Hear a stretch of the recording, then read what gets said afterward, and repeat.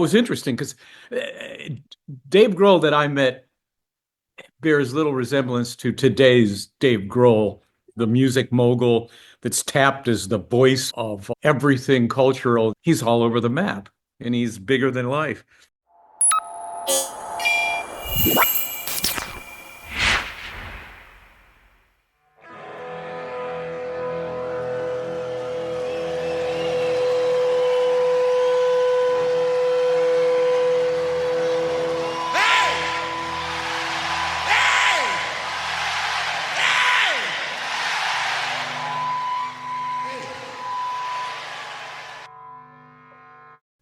Welcome back to Foos Files, the podcast for fans of the Foo Fighters. Now, after a couple of episodes of me pretty much talking at you non-stop, I did promise you an interview episode this week. And yep, if I may say so myself, we've got a really good one. Sticking to the FF30 anniversary theme, I've been fortunate enough to be able to speak to Gerald Casale, who is the founder of legendary new wave band DEVO. But alongside that, he's also an accomplished video director too. He's got director credits for the likes of Rush, A Perfect Circle, Soundgarden, Silverchair, and also the first official Foo Fighters music video, which of course was I'll Stick Around. So he provided a great deal of colour about the making of the video, but also some other connections he has to the band too. Notably, of course, playing with Josh Freese, who's been DEVO's regular live drummer for the past 2 decades. And there was also a really interesting revelation about Dave Grohl and how he almost stepped in to play drums for DEVO as well. But less of the spoilers from me, let's go to the interview. So, welcome to the Foos Files podcast from his home in Santa Monica, California, the legendary Gerald Casale.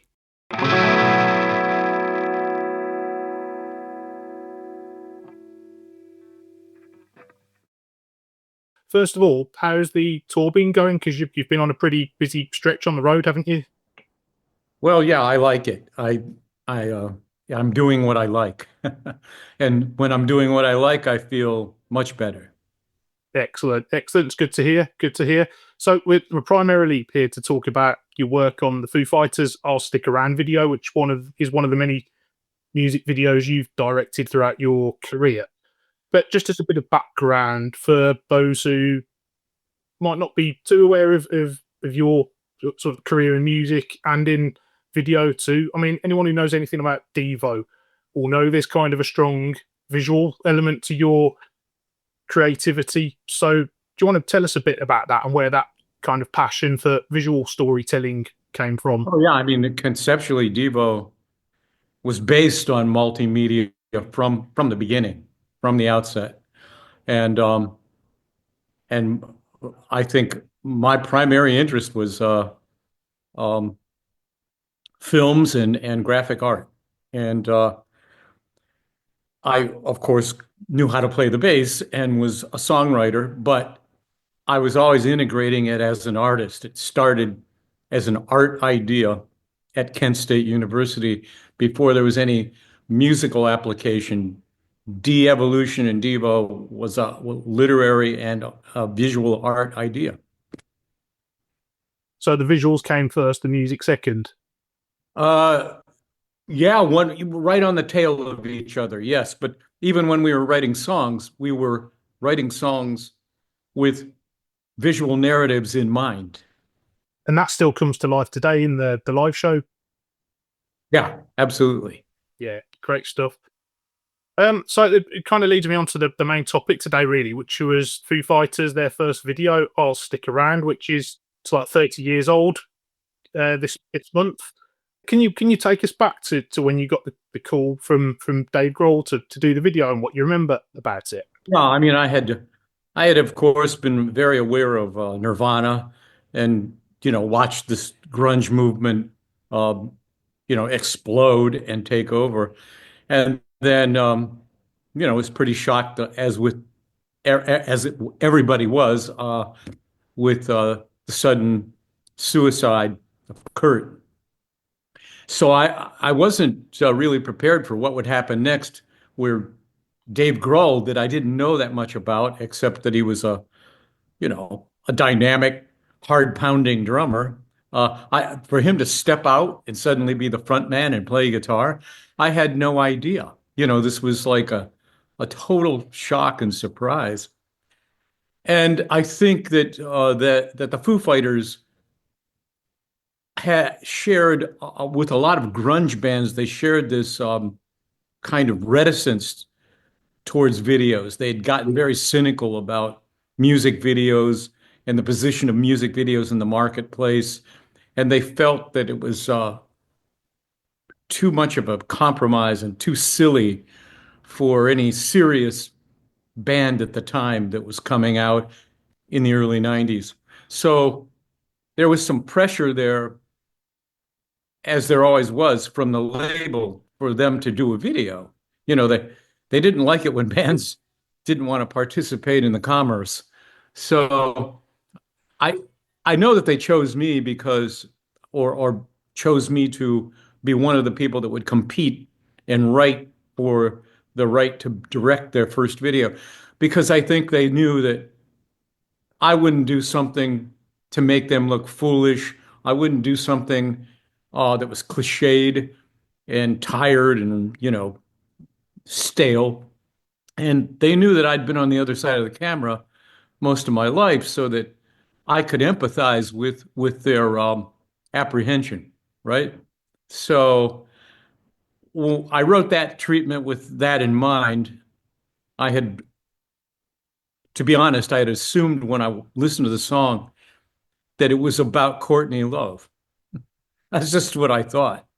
And and so with that in mind, since she was to me so scary, so toxic as a human being, I abstracted that, and I did some research and looked at electron microscope blowups of the AIDS virus. So I decided to work with some people in Chicago that I had met from a company called Run and Gun, and they were, young, like rebel upstarts, and they were doing everything on laptops already, and they were they were working in I forget what program they were working in to create 3D CGI, early versions of it. And when I told them I wanted to create a CGI version of the AIDS virus and have it menace the band, they jumped for joy. They loved that idea. It's funny hearing you talk about that now, because that's like seen as the future, whereas now bands like to go back and go, can you make videos look a bit sort of Yeah. a bit retro and a bit like VHS? Yeah. So Yeah, because everything there was composited, in on a laptop in After Effects, and it has that look, right? But it's a kind of a cool retro look. But I think Dave picked the treatment because he liked the idea of the band being able to just play the song and be menaced by this entity, this blown up virus, this creepy thing. Uh, and It was interesting because Dave Grohl that I met bears little resemblance to today's Dave Grohl, the music mogul that's tapped as the voice of everything cultural. Like he's an expert on the history of the blues. He can do this and that. He's all over the map, and he's bigger than life. But when I met them, they were new, and he was very shy and humble, very reserved.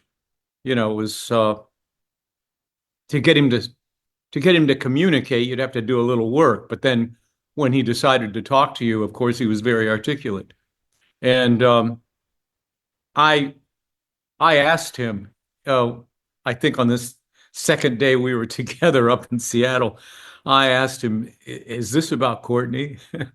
And he just basically did a kind of a slight grin on the face. My lips are sealed. He wouldn't say anything, and I just nodded. I said, "Okay." Yeah, I wasn't going to take that any further, but I think it was a silent yes. Yeah, it's the look that confirms it without confirming it. Yeah. Yeah, yeah.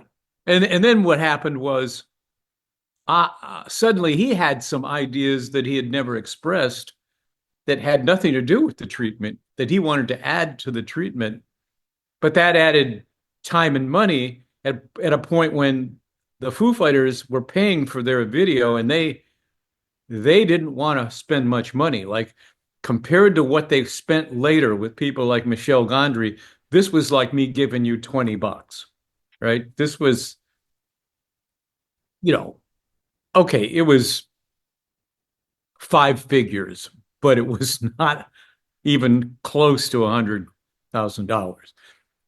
It was much less than that, half of that.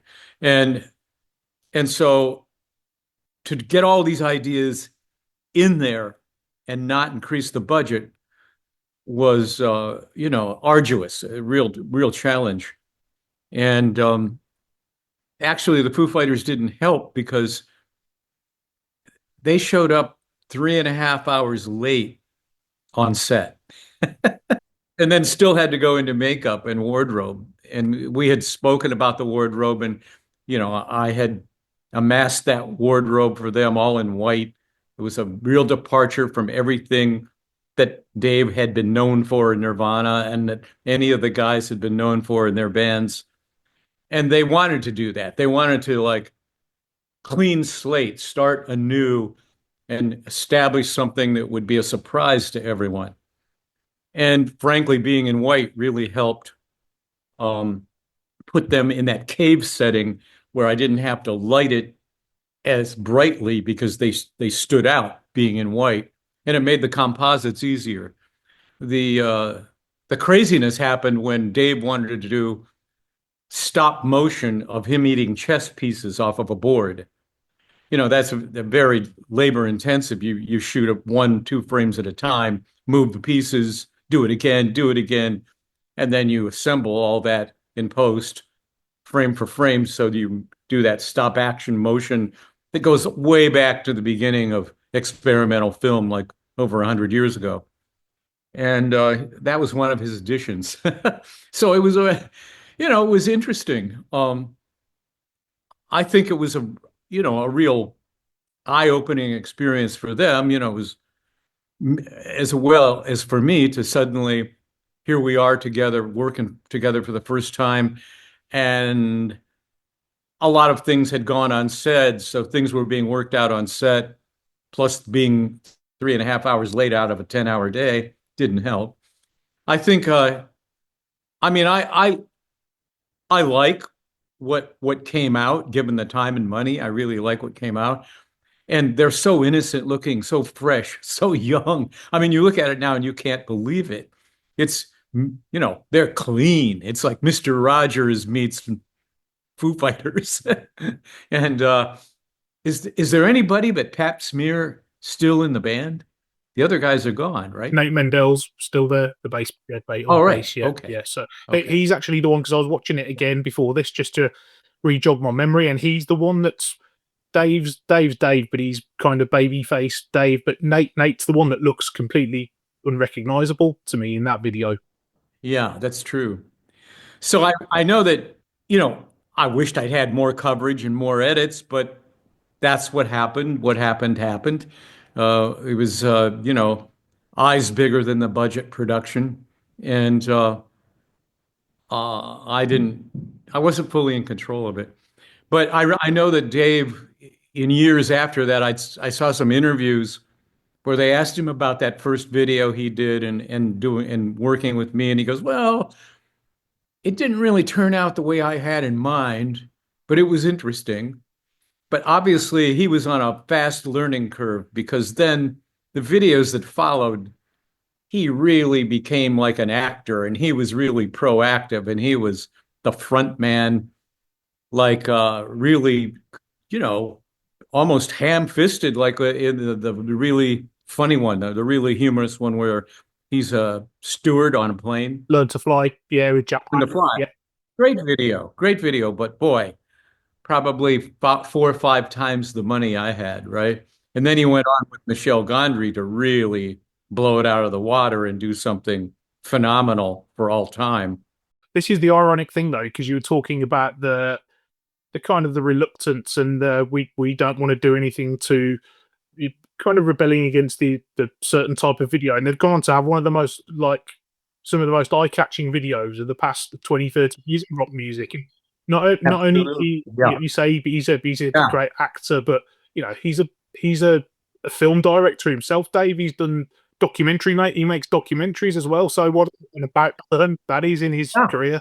Yeah. Yeah. It was like a duck to water. In a matter of a year and a half, he did a 180 on being skeptical and, st standing back on music videos and film in general. Like you said, he completely embraced it and went for it.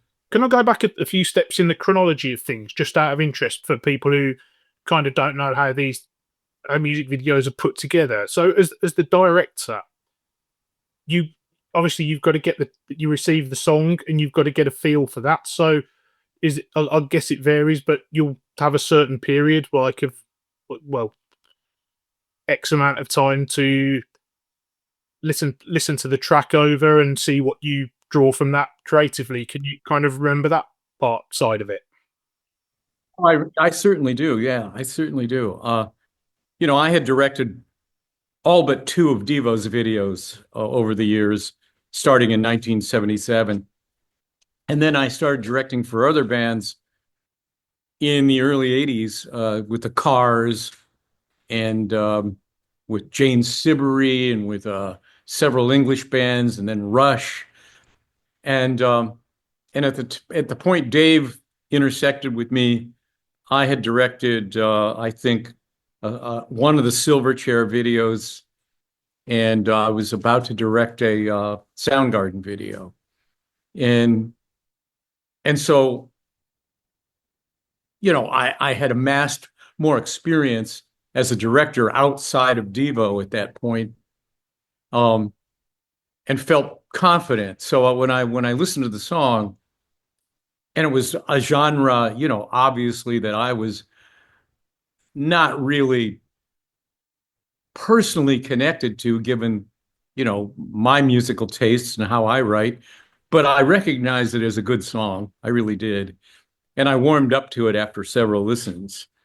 And as I mentioned to you, I started to think that it was about Courtney Love with justifiable anger, you know, and frustration on his part.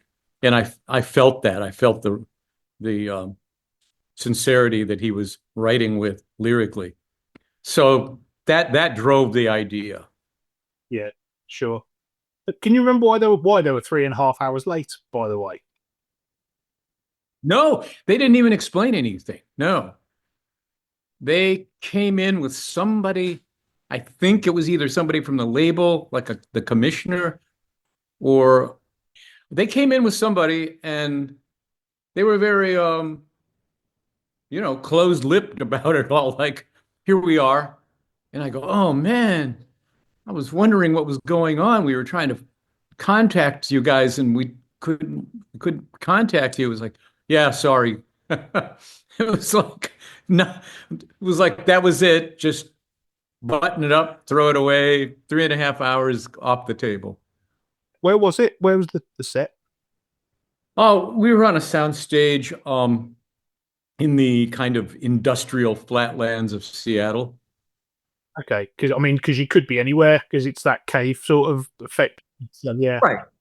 Right. We had built the set the day before and painted the set the day before and lit the set the day before. So we were ready to go first thing in the morning, but that didn't happen.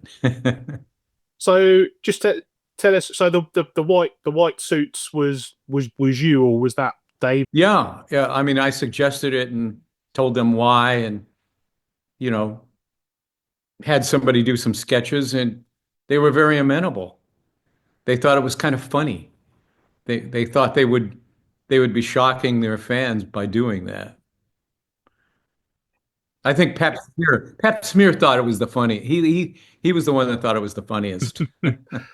Yeah, and then you've got those kind of striking colors over the top. So the video, it sounds a bit contradictory, but it's simple, but it's striking at the same time, isn't it? Yeah, So yeah, simple. yeah, and then you've talked about the germ ball. That's the star of the show, really, and the the potential Courtney sort of reference. Um, so what about the chess pieces then? What's the Well, that happened. In addition to being 3.5 hours late, he had brought in a chessboard and plastic chess pieces and said, I want to eat these, do stop motion and eat these. And that took about an hour and a half, just that scene, because we had to put the chessboard at an angle and support it on a ground-based um, rod so that it wouldn't wiggle and shake. And then we had to like keep putting adhesive on the bottom of the chess pieces so they would stay on the board at the angle, and then move them little bits at a time, and then clean them, the ones that would go into his mouth so they didn't have adhesive.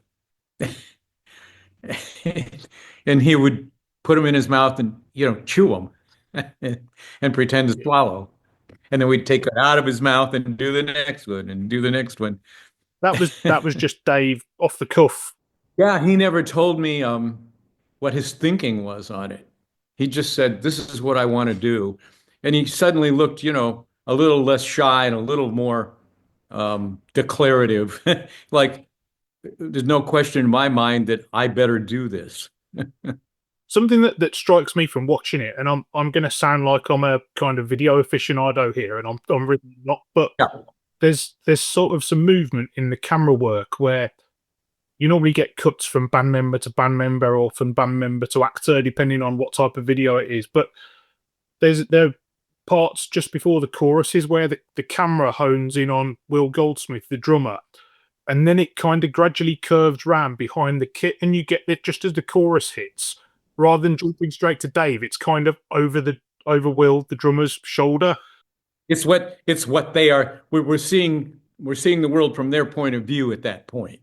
We're not looking at them. We're looking at what they're looking at. Yeah, I found that quite striking because yeah, you used to the cliche is here's the big chorus, so we're gonna cut to the singer whoever the star of the video is, but just to see that camera movement, it was just quite unusual. Yeah, we wanted to turn it around and open it up like, okay, we've been looking to the back of the cave. Now we're looking out at the world that they see at the front of the cave. Okay, that's interesting. Yeah, any other particular memories that stand out from the shoot at all? Obviously, other than the fact that you've kind of had your time completely slashed. Yeah. Yeah. When I think back, I, I realize I was stressed out. I wasn't acting out on the stress, but I was probably acting very uptight, like tense, terse, trying to really stay focused and move things along to make up time.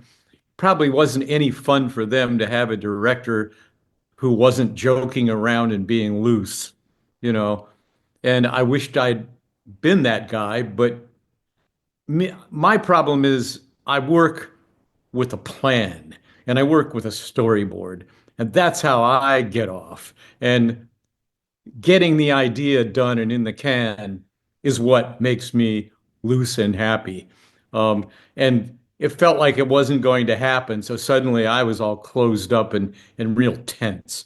And probably that energy, transmitted to the band members going, oh, this guy's uptight. Do you always get though what you intended to go and get, or do you find that there's a arc sometimes where you go right, this is taking a completely different direction, but Oh yeah. Oh yeah. I learned I wished I'd learned sooner, but I'd learned soon after the Foo Fighters video to just give up on the idea that you're going to stick to your plan.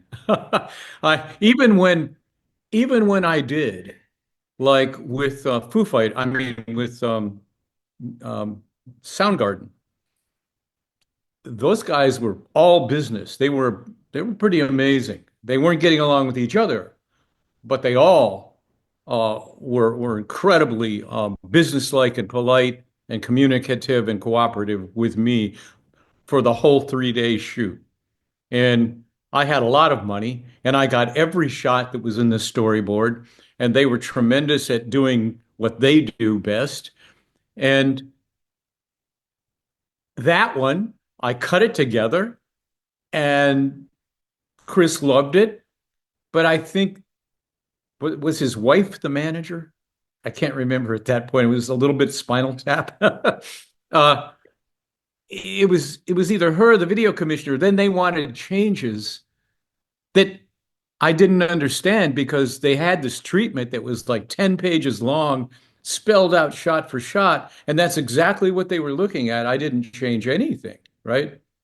And so I didn't know why they'd suddenly want changes, but this is what happens with people. They think they've agreed with something on paper, but when they see the reality of it visually, they're either shocked or they change their minds because they didn't really agree with what they read on paper. Um, and that was, luckily the changes didn't ruin that video. Um, in the case of Soundgarden's Freak, the changes the manager wanted almost ruined the video because he just demanded arbitrarily that, and he used a stopwatch. He demanded that 50% of the time of the video, like if the song was 3.5 minutes long, 50% of the cuts had to be close-ups on Daniel. That was just the edict. So the narrative through line that was driving the video uh, got completely squelched and stomped on. There was so much great visuals that got put on the cutting room floor.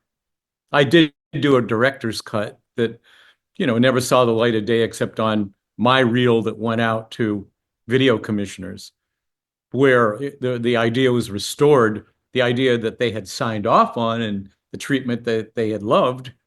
There it was. And it was shot, but that's not the version that went on MTV.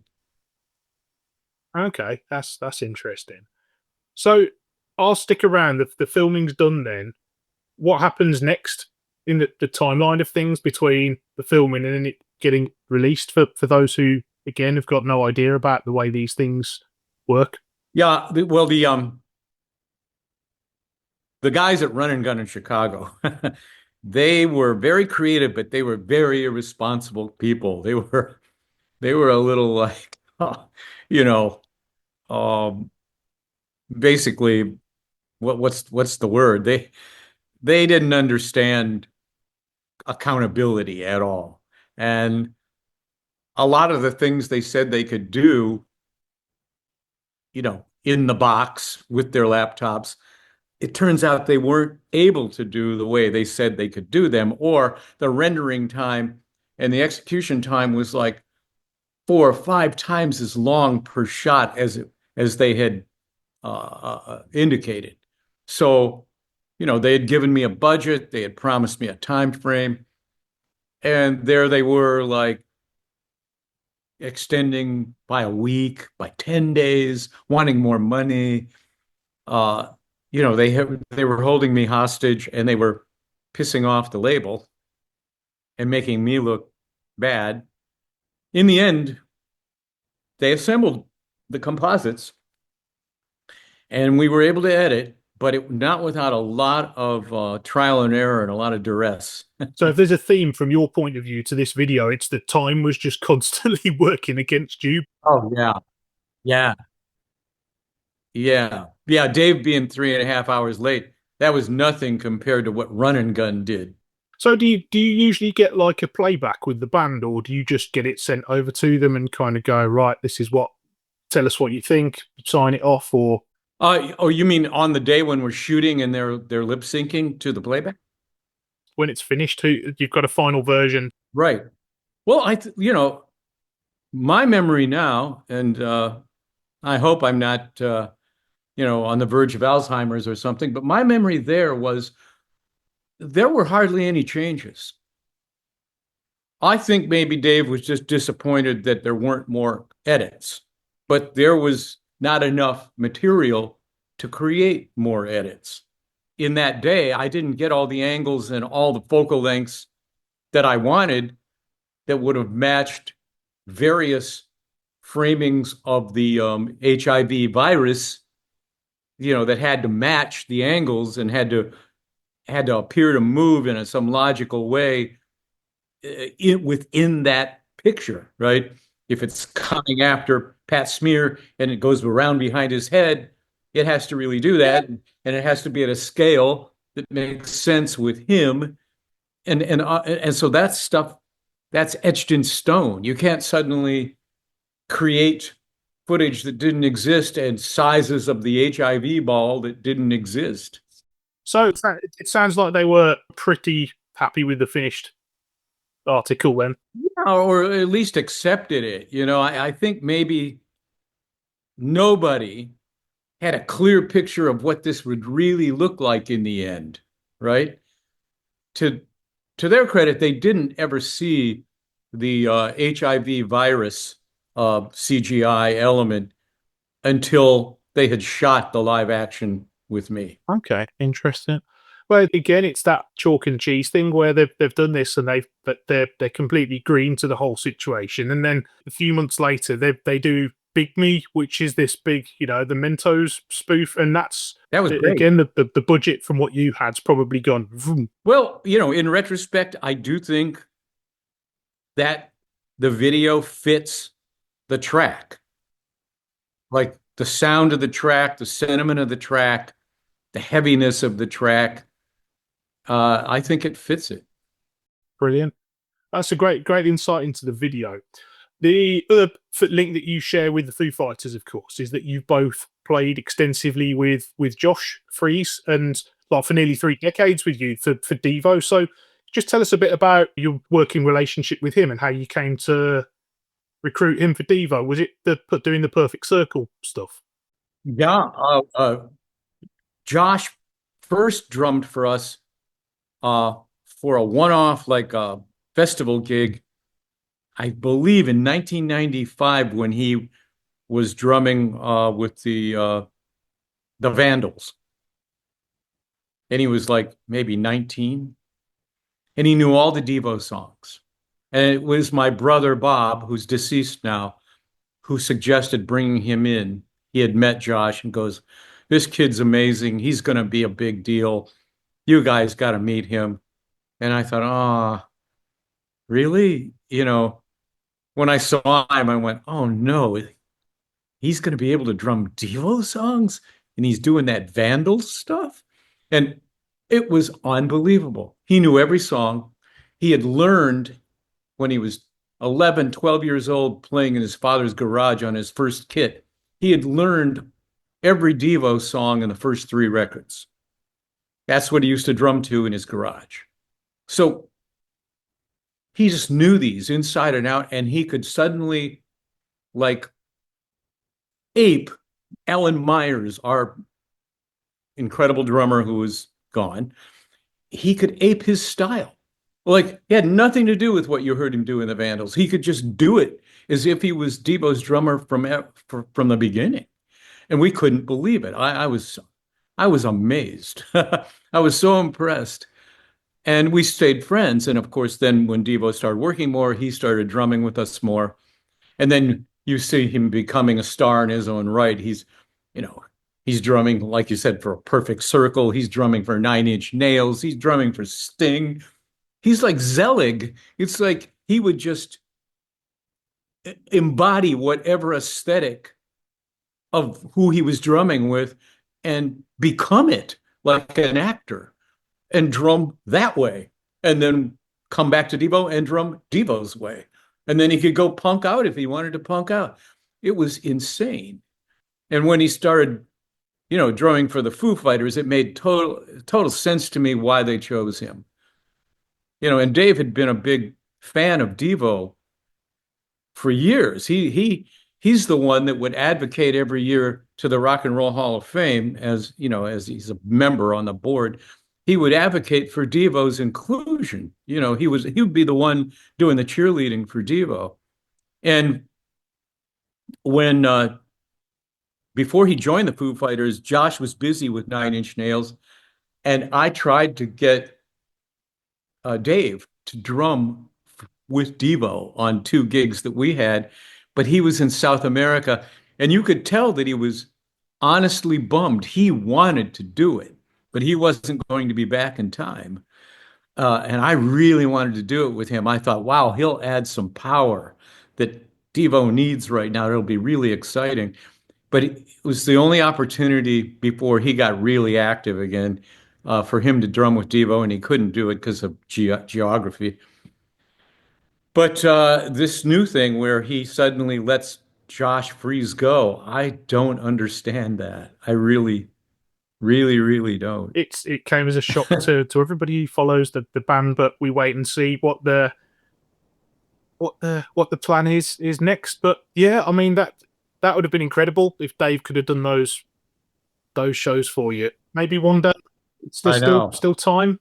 Yeah, it'd be interesting. It'd be great someday. I mean, you kind of beat me to it because your brother who said this kid's gonna be a star, and I was gonna say about what a CV Josh has got, but you just basically reeled most of it off, and it's just like phew, he can do everything. Yeah. Yeah, my brother had that one right.